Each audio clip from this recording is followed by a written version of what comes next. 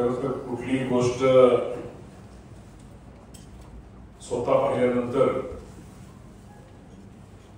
आणि त्याचा अनुभव घेतल्यानंतर खूप गोष्टी शिकायला मिळतात. आपल्या भागामध्ये फलटण जवळ आज हे केवी एक्सपोर्टर प्रायव्हेट लिमिटेडचं जे काम आमचे यादव साहेबांचं आणि मला वाटतं कौशलजीच एक काम एक्सपोर्टर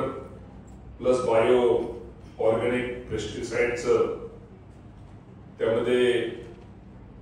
एक्सपोर्टची भेंडी बेबी कॉर्न आपण स्वतः पाहिलं, डाळिंब, मिरची, पेरू, दुधी भोपळा, आंबा.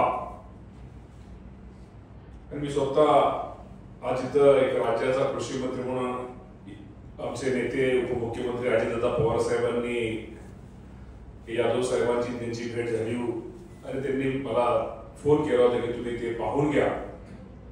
खरं तर आपल्या सगळ्यांना माहिती आहे की आता शेती ही पारंपरिक पद्धतीने न करता कुठं किंवा तिथं केमिकलचा वापर न करता लोकांना ऑर्गॅनिक च्या बाबतीमध्ये निश्चित प्रकारे आज इथं यादव साहेबांच्या आज केबी मध्ये आम्हा सर्वांना पाहायला मिळालं आणि त्यांचे रिसर्च टीमचं सुद्धा निश्चित प्रकारे त्यांचे अभिनंदन करतो, त्यांचे निश्चित प्रकारे आभार मानतो की खूप चांगला रिसर्च हे त्यांनी केलेला आहे. आणि यादव साहेब खरंच शेवटी आयुष्यामध्ये कुणी आईच्या पोटातून शिकून येत नाही, परंतु तुम्ही जे कष्ट घेताय, तुम्ही जे मेहनत घेताय, तुम्ही जे एक वेगळ्या प्रकारची टीम आणि सर्व शेतकऱ्यांना एकत्र 10,000 शेतकरी 10,000 शेतकरी आपण सगळे एकत्र हे करून एक चांगलं त्या शेतकऱ्यांना एक त्याला एक शाश्वत त्याला जे तुम्ही जे बेबी कॉर्न असेल, भेंडी असेल, दुधी भोपळा असेल, जे काय शेतामध्ये लावतात ते संपूर्ण A to Z पर्यंत मार्गदर्शन तुम्ही ते करताय. शेतकऱ्याला शेतामध्ये चांगलं उत्पादन आणण्यापेक्षा चांगलं उत्पन्न मिळतंय यात निश्चित प्रकारे एक राज्याचा कृषी मंत्री म्हणून आम्हा सर्वांना आनंद आहे. यादव साहेबांकडे पाहिल्यानंतर शेवटी प्रत्येकाच्या वेगवेगळे गुण असतात आणि वेगवेगळी एक धडपड असते आणि त्यांच्याकडे पाहिल्यानंतर त्यांची एक धडपड आणि स्वतःबरोबर स्वतःच्या कंपनीबरोबर माझ्या सगळ्या शेतकऱ्यांचं भलं व्हावं, शेतकऱ्याला चांगलं शेतामध्ये उत्पादन मिळून उत्पन्न चांगलं मिळावं ही त्यांच्या कंपनीची काम करण्याची एक पद्धत आहे. आमच्या जिल्हा कृषी अधिकारी असतील, आमच्या कृषी विभागाचे सुद्धा अधिकारी आज या निमित्तानं हजर आहेत. आम्ही सगळ्या त्यांचा जवळजवळ 36 एकराचा हा संपूर्ण परिसर इथं पाहायला लक्षात पण आलं होतं की फलटणच्या जवळ हे असं इथं होऊ शकतं, इतकं रिसर्च, इतका चांगल्या गोष्टी इथं कधी पूर्वी लक्षात पण आल्या नव्हत्या. परंतु यादव साहेब तुम्ही निश्चित प्रकारे तुमचं जे काम चाललेलं आहे, तुमचं जे आज तुम्ही जे शेतकऱ्यांसाठी करताय त्याची निश्चित प्रकारे एक नोंद आमच्यासारखा एक कृषी मंत्री म्हणून घेईल.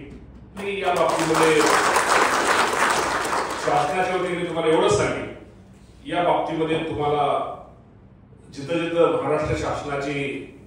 तुमच्या या बायो ऑर्गॅनिक पेस्टिसाइडच्या किंवा बाकीच्या इतर गोष्टीसाठी